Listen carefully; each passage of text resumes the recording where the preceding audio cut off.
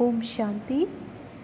आज का विषय है निरंतर योगी बनने के लिए पुरुषार्थ। हम क्या करें ऐसा कि हम निरंतर बाबा की याद में रह सकें, अच्छे योगी बन सकें, श्रेष्ठ योगी बन सकें, जो हर ब्राह्मण का सपना होता है। कोई भी ज्ञान बिंदु नया नहीं है, वही है जो बाबा हम बच्चों को बताते हैं, पर उन्हें बार बार स्मृति में लाने की हमें आवश्यकता पड़ती है, क्योंकि हम भूल जाते हैं, उनको इम्प्लीमेंट नहीं कर पाते हैं या विधि को नहीं समझ पाते हैं, और इसलिए हमें परिणाम नहीं मिलता है या एक जैसा रिज़ल्ट सबको नहीं मिलता है। तो इसलिए उन्हें बार बार बुद्धि में रेनफोर्स करना पड़ता है। सबसे पहले तो हमको 4 सब्जेक्ट्स बाबा ने दिए हैं: ज्ञान, योग, धारणा और सेवा। पहली बात तो ये कि पुरुषार्थ एक कंटिन्यूस एक्टिविटी है। ये पुरुषार्थ, कोई कहे कि हमें कब तक पुरुषार्थ करना है, अंतिम स्थिति तक पुरुषार्थ करना है, जब तक फाइनल पेपर नहीं आता, जब तक अंत में युद्ध होती है ना, थोड़ी सी कर्म भोग और योग बल की, तब तक करना है, लास्ट टाइम तक करना है, क्योंकि लास्ट तक माया आती है।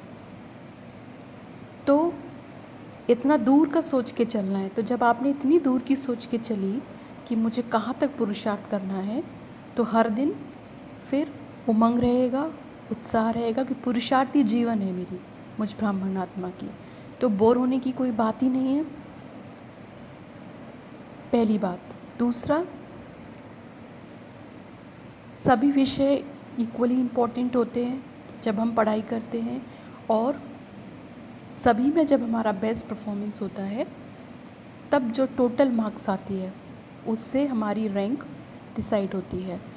लेकिन कुछ विषय ऐसे होते हैं जिनका सहयोग दूसरे विषयों में भी हमें मिलता है, माने बेहद के ज्ञान में। जैसे बाबा की याद अगर होती है तो ज्ञान बिंदुओं को समझने की और धारण करने की शक्ति हमको मिलती है, अपनी धारणाओं को भी एनालाइज करने की और उन्हें ईश्वरीय ज्ञान से अपनी मान्यताओं को चेक करने की, उनको ईश्वरीय ज्ञान के अनुसार डेवलप करने की भी हमें शक्ति प्राप्त होती है।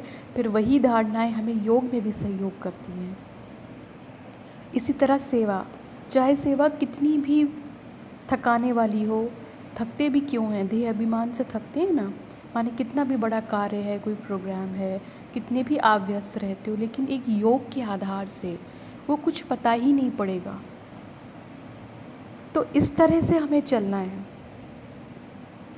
और जिस तरह से जैसे योग है, तो योग से ज्ञान की धारणा होती है, तो ज्ञान के बिना भी योग संभव नहीं है। ज्ञान बहुत ज़रूरी है। बुद्धि में ज्ञान बिंदु निरंतर चलते रहें तो योग में बहुत सहयोग प्राप्त होता है। तो ये आपस में कनेक्टेड है। तो कैसे, किस तरह से हमें फ़ायदा लेना, ये व्यापार है ना, आपके साथ व्यापार कर रहे हैं, तो संगम पर कभी भी अपना नुकसान नहीं कर रहे हैं। ऐसा कोई कर्म नहीं करना जिससे अपने को घाटा पड़े। तो सबसे पहले क्या है, अमृत वेला। पहला पुरुषार्थ कब तक करना है वो क्लियर हो गया, ठीक है। बहुत दूर तक अपने को चलना है, बहुत लंबे काल तक अपने को अभ्यास करना है। तो ये क्लैरिटी पहले माइंड में, सारी प्रायोरिटीज़, प्राथमिकताएं, ऑब्जेक्टिव बिल्कुल स्पष्ट होने चाहिए, एकदम क्रिस्टल क्लियर, कोई डाउट नहीं, कोई कन्फ्यूज़न नहीं, क्लैरिटी। मुझे क्या करना है, कैसे करना है, क्यों करना है, कब तक करना है और क्या मुझे पाना है, ये सारी चीज़ें क्लियर होनी चाहिए। दूसरी बात, फिर पुरुषार्थ में फ्यूचर और पास्ट, इसकी कोई जगह नहीं है। बुद्धि से चाहे आप अतीत की घटनाओं में घूमते रहो, चाहे भविष्य के लिए सोचते रहो, वो तो बुद्धि से आप कर रहे हो, कोई फ़ायदा उसका है नहीं है। जो वर्तमान है, जो ये मोमेंट है, जो ये प्रेजेंट है, यही जीवन है। तो पुरुषार्थ भी ऐसे ही करना है, डे बाय डे का। आज का दिन समाप्त हुआ, अब कल की कल देखी जाएगी। और आज के दिन के लिए उत्साह और उमंग में रहना है, कि आज सारा दिन मुझे अपने चार्ट को अच्छा रखना है। तो सबसे पहली जो फाउंडेशन है, बाबा तो हमेशा ही बताते हैं बच्चों को, वो है अमृत वेला। फाउंडेशन शब्द से ही स्पष्ट है कि फाउंडेशन जैसी होती है वैसा ही फिर सारा दिन चलता है। तो यहाँ पर नहीं अपने को घाटा करना है, चाहे कुछ भी हो जाए, कितना भी आप व्यस्त हैं, कितना भी आपकी बड़ी सेवा है, अमृत वेला कट कर कर कोई भी काम करना संगम पर समझदारी नहीं है। हमने अपने मम्मा को देखा, अपने बाबा को देखा, मम्मा को देखा कि कितना भी वो सेवा के कार्य से लेट फ्री हो पाते थे, फिर भी वो अपने विधिवत जो उनका अपना समय होता था वो अमृत वेला करते थे। तो ये बहुत ज़रूरी है। आप किसी भी कारण से, एक बार की बात है चलो ठीक है, लेकिन वो भी ठीक नहीं होना चाहिए। अमृत वेले को कट करके कोई भी कार्य करना, चाहे वो कितना भी इम्पोर्टेंट हमें लग रहा है, वो समझदारी, बुद्धिमत्ता नहीं है। तो पहली प्राथमिकता हमारे बिल्कुल मस्तिष्क में एकदम क्लियर होना चाहिए, क्रिस्टल क्लियर, कि अमृत वेला मुझ ब्राह्मण आत्मा की पहली प्राथमिकता है दिन को शुरू करने की, ब्रह्म मुहूर्त जिसको बोलते हैं। तो वहाँ से मुझे सही चलना है, बिल्कुल जैसे बाबा समझाते हैं ना, कैसे सही चलना है मुझे। परम धाम जो मुझ आत्मा का घर है, वहाँ से मैं आत्मा ऊपर से नीचे आई हूँ, अवतरित हुई हूँ, इस स्थिति से कार्य में आना है। तो सुबह की जो चार्जिंग है वो बहुत ज़रूरी है। ऐसे ही सबसे पहले मनसा सेवा और योग, ऐसा कोई योग होता नहीं जिसमें सेवा नहीं है, दोनों आपस में जुड़े हुए हैं। तो एक योग, खुद को चार्ज करना, जो हम खुद को चार्ज करते हैं, और एक सेवा, ये अमृत वेला होना ही होना चाहिए। बल्कि साथ साथ स्वाध्याय भी होना चाहिए। अगर हम बहुत ही श्रेष्ठ पुरुषार्थ करना चाहते हैं, बहुत अच्छे योगी बनना चाहते हैं, तो ये कुछ सरल से बिंदु हैं। अगर हम इन्हें इम्प्लीमेंट करते हैं तो हमें ज़बरदस्त फ़ायदा होता है। तो क्या करना चाहिए? अमृत वेला हमने किया अपना, और अमृत वेला कैसा? शक्तिशाली, शक्तिशाली, सुखद, ये 2 कीवर्ड्स हैं, सुख देने वाला और शक्ति देने वाला। तो वो हमें करना है। उसके लिए भी बाबा हमको कितना बताते हैं, हमारे बड़े बड़े भाई बहन, वरिष्ठ भाई बहन हमको कितना समझाते हैं, हमको बताते हैं क्या क्या पॉइंट्स हैं जो ध्यान में रखने हैं। ऐसा नहीं है कि हम नहीं जानते, पर फ़र्क क्या पड़ता है उसको इम्प्लीमेंट करने का। इम्प्लीमेंट नहीं कर पाते, नहीं तो ऐसा नहीं कि हमको ये बातें पता नहीं है। ज्ञान सबको पता है, और ज्ञान सब अगर सुनाने को कहें तो बहुत बढ़िया सुनाते हैं, चाहे उनकी पवित्रता कहीं ना कहीं थोड़ी कम ज़्यादा हो, लेकिन फिर भी सुनाते हैं। लेकिन कायदे में वो जो ऊंचे से ऊंचा भगवान है ना, हाईएस्ट अथॉरिटी, उसके ज्ञान को सुनाने के लिए पहले अपनी अवस्था को, अपनी पवित्रता को देखना चाहिए। ऐसे ही आसन पर बैठकर सुनाना नहीं चाहिए। खैर वो अलग बात है। तो पहले अमृत वेला। अब सुबह का ये जो टाइम है, यही है जो हमारी ज़िंदगी को, हमारे भविष्य को बनाने वाला है, हमारे लक्ष्य को प्राप्त करने में एक बहुत ही ज़बरदस्त रोल प्ले करने वाला है। बहुत बहुत इम्पोर्टेंट है, इसको बिल्कुल भी अंडर एस्टिमेट नहीं करना चाहिए। तो क्या करना चाहिए? अपना शक्तिशाली सुखद अमृत वेला पहली ऑब्जेक्टिव। उसके बाद सुबह में, इसलिए 2 बजे उठना बहुत ज़रूरी है, क्योंकि इतना समय नहीं है। 2 से 4 कहाँ ज़्यादा समय लग रहा है? नहीं है ज़्यादा समय।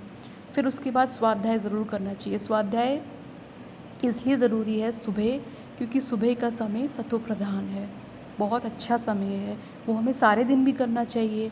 बीच बीच में बाबा ने हमें ये बातें समझाई हैं कि 1-1 मिनट की याद, शक्तिशाली याद, और बीच बीच में ज्ञान बिंदुओं को रिवाइज़ करना, वो सबका अपना महत्व अपनी जगह है। लेकिन जो सुबह हम ज्ञान का मनन चिंतन करते हैं, उसका सहयोग सारे दिन बहुत ही ज़्यादा अच्छा मिलता है। हमें उसकी ज़रूरत है।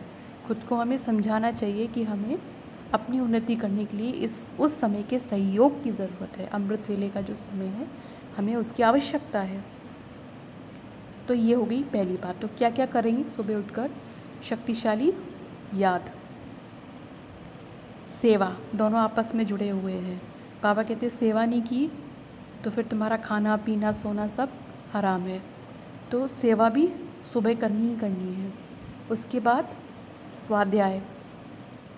स्वाध्याय क्या है? अपने को इनपुट चाहिए, बुद्धि को चाहिए, बुद्धि को भूख लगती है, हमें भी तो भूख लगती है ना, शरीर को भूख लगती है ना। खाना देते हैं, कितनी बार देते हैं, नाश्ता, दोपहर, शाम को, फिर रात को। बुद्धि को भी लगती है, उसको नहीं दोगे तो कैसे काम चलेगा। उसको सुबह सुबह बहुत अच्छा अच्छा वाला ब्रेकफास्ट कराओ, एकदम बढ़िया वाला, कि फ्रेश हो जाए माइंड एकदम। सारे दिन उसका सहयोग मिलेगा, सारे दिन इतना पीसफुली सारी चीज़ें होंगी। तो अमृत वेला भी करना है, सुबह सेवा भी करनी है, सेवा अर्थात मनसा सेवा, पढ़ाई भी करनी है सुबह। और अगर आप शरीर के लिए भी करते हैं तो बहुत अच्छी बात है। तो इसलिए जल्दी उठना चाहिए, 2 बजे उठना चाहिए, क्योंकि फिर कर नहीं पाएंगे सारी चीज़ें, क्योंकि ये शरीर का साथ चाहिए हमको, जैसा भी है ये, पुराना है, रोगी है, इसका साथ चाहिए, इसको चलाना है हमें, नहीं तो पुरुषार्थ कैसे करेंगे। तो थोड़ा सा इसके लिए हमें ज़रूर देना चाहिए, इसके प्रति हमें कृतज्ञ होना चाहिए। इसके साथ इसमें हैं हम विराजमान आत्माएं, तो हम अपना पुरुषार्थ कर पा रहे हैं, बाबा को याद कर पा रहे हैं, मुरली पढ़ते हैं, तो इसके प्रति ग्रेटफुल होना चाहिए। और इसके लिए कुछ ना कुछ थोड़ा बहुत, कोई भी चीज़ है, एक्सरसाइज है, वो कुछ ना कुछ थोड़ा बहुत करना चाहिए। बाकी तो जो योग है वो ही हमारे शरीर को स्वस्थ करने में पर्याप्त है। तो ये होगी पहली बात। फिर दूसरी, हम सभी जानते हैं मुरली, कि बाबा की जो मुरली रोज़ की आती है वो हमको पढ़नी है और उसको धारण करना है। उसके जो भी ज्ञान बिंदु हैं उसमें से हम लक्ष्य रखें कि चलो, पूरी मुरली याद रखना इतना आसान नहीं होता, तो हमें उससे ज़्यादा से ज़्यादा पढ़ना चाहिए। 5 बार कम से कम बाबा ने हमको बताया है, कम से कम 5 से 6 बार। तो उसमें हम ये लक्ष्य रखें कि ऐसे कौन से 5 बिंदु हैं आज जिसको मैं आत्मा धारण करूं, क्योंकि धारण करने का पॉइंट है, पढ़ने का नहीं है, मनन का भी नहीं है। जिसको, जिन बिंदुओं को धारण कर कर मैं आत्मा उसका स्वरूप बन गई, उसका मार्क्स है। तो मुझे धारण करना है, ठीक है, डेली मुरली। अब डेली मुरली से भी तृप्त नहीं होना है, मुझे एक्स्ट्रा करना है, कुछ एक्स्ट्रा भी करना है, ज़रूर मुझे एक्स्ट्रा करना है। तो उसके लिए फिर दूसरा सबसे अच्छा समय है सोने से पहले, क्योंकि सोने से पहले पढ़ेंगे ना तो नींद भी बहुत अच्छी रहेगी, सत्व प्रधान नींद रहेगी, और उसका सहयोग फिर अमृत वेले की अवस्था में मिलेगा। तो रात को सोने से पहले का जो आधा घंटा है, आधा घंटा तो नहीं, 1 घंटा, कम से कम आधा घंटा, वो हमें अव्यक्त मुरलियों का पाठ करना चाहिए। तो ये दोनों बहुत अच्छे समय हैं, सुबह और रात। तो जब तक हम अपने आप को इन नियमों में उस लेवल तक नहीं बांधेंगे कि वो नेचुरल नेचर बन गई है, तब तक हमारी स्थिति मजबूत नहीं होगी। तो फिर क्या फ़ायदा, स्थिति मजबूत नहीं है और हम सेवा कर रहे हैं, ज्ञान सुना रहे हैं, इसका कोई मतलब नहीं है। ऐसा नहीं सोचें कि कोई भी, हम घर में रहते हैं या कहीं रहते हैं, सेवा करते हैं, कोई भी कार्य करते हैं, अपने कंधों पे अपनी बहुत बोझ लेके चलते हैं, ऐसा नहीं है। बाबा समझाते हैं ड्रामा बहुत शक्तिशाली है, ड्रामा की भाभी है, तो वही होगा जो पहले हुआ था, वही रिपीट हो रहा है। तो बाबा करवा रहा है, ऐसा नहीं हम कर रहे हैं, ये नहीं हम सोचें। तो हमको हल्के रहना है। बाबा का काम रुक सकता है क्या? बाबा की सेवाएं रुक सकती हैं? ये तो संभव है, हो ही नहीं सकता ऐसा। तो इसलिए हमें क्या है, स्थिति के आधार से पूरा दिन चलाना है, स्थिति को टॉप प्रायोरिटी पर रखना है। तो इससे इतना फ़ायदा है कि जो चीज़ आप 4 घंटे में कर रहे थे उसे आप बहुत उसका आधा अंतर आपको पड़ जाएगा, एफिशिएंसी बढ़ जाएगी, प्रोडक्टिविटी बढ़ जाएगी। ज्ञान सुनाओगे तो सामने वाली आत्मा उसका अनुभव करने लगेगी योग की शक्ति से। अगर बाबा की याद नहीं है तो ज्ञान सुनाकर फिर क्या है, क्या फ़ायदा है? कोई फ़ायदा नहीं है ना, प्राप्ति तो हो ऐसे। तो सेवा भी करा रहे हैं, तो सेवा में बाबा ने क्या बताया है कि दूसरों को आगे करना, उनको फेस बनाना, ये है। बाबा कहते हैं ना, त्याग का भाग्य। कब हो सकेगा ये? जब हमें खुशी मिले।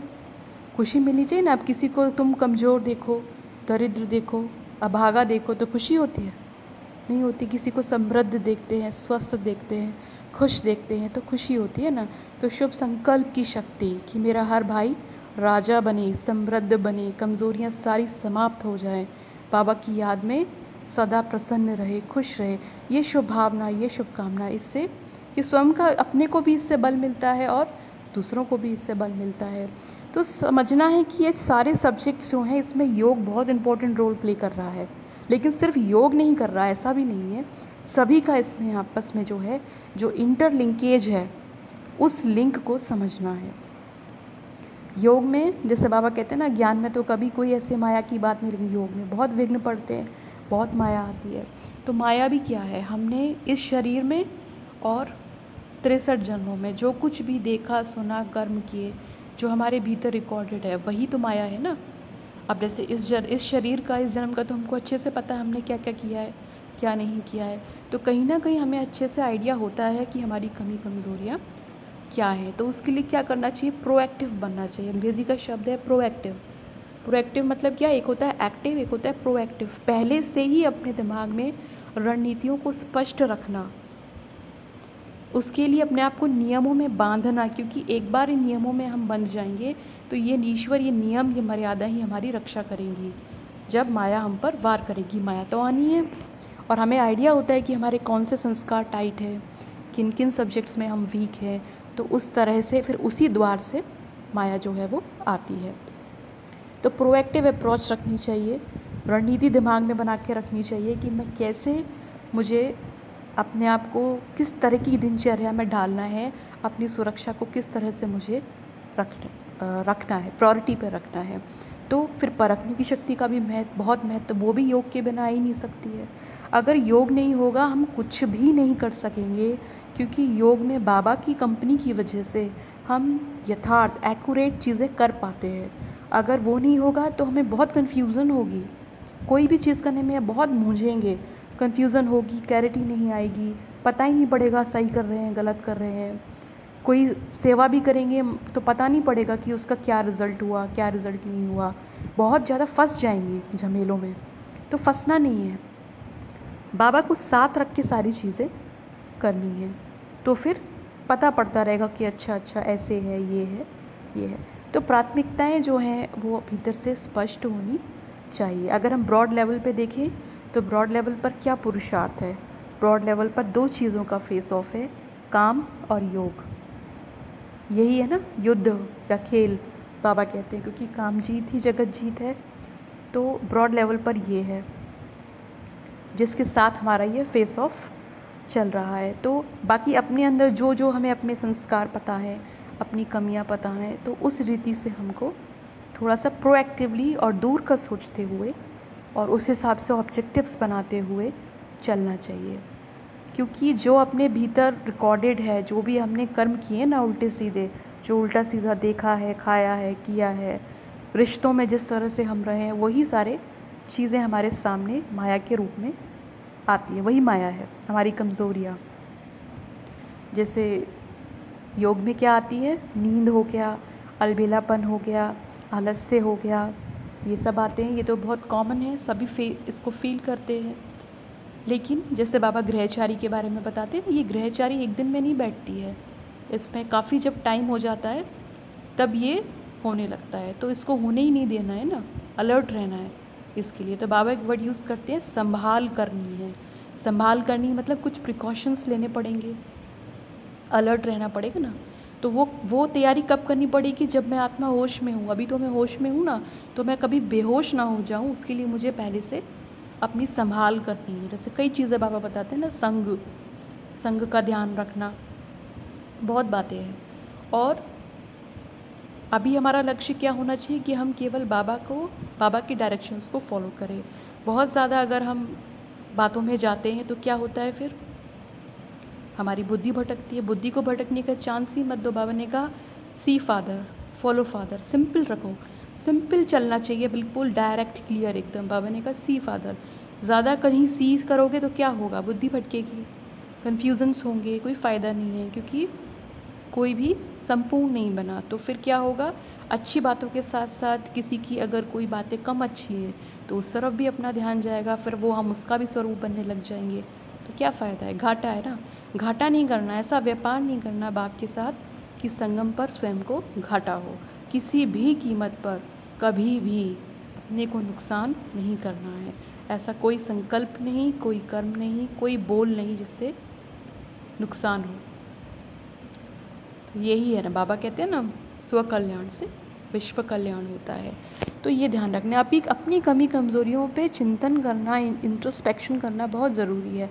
जैसे बाहर मुक्ता में बहुत रस आता है कुछ लोगों को, तो जानते हैं हमें इससे नुकसान है, हमें इससे घाटा पड़ता है, शक्ति हमारी वेस्ट हो जाती है, फिर भी योग नहीं लगेगा, फिर भी करते हैं।